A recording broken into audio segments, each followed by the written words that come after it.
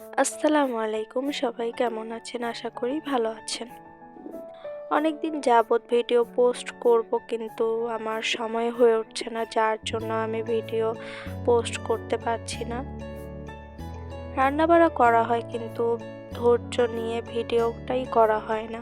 তো আজকে মনে করলাম আজকে আমার রান্নার ভিডিওটা আপনাদের সাথে একটু শেয়ার করি।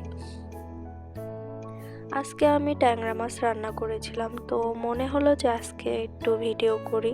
তো আমি ট্যাংরা মাছ রান্নার জন্য সব কিছু উপকরণ একবারে কেটে ভাজ করে নিয়েছিলাম, আর মাছের মধ্যে আগে থেকে লবণ মাখিয়ে রেখে দিয়েছিলাম।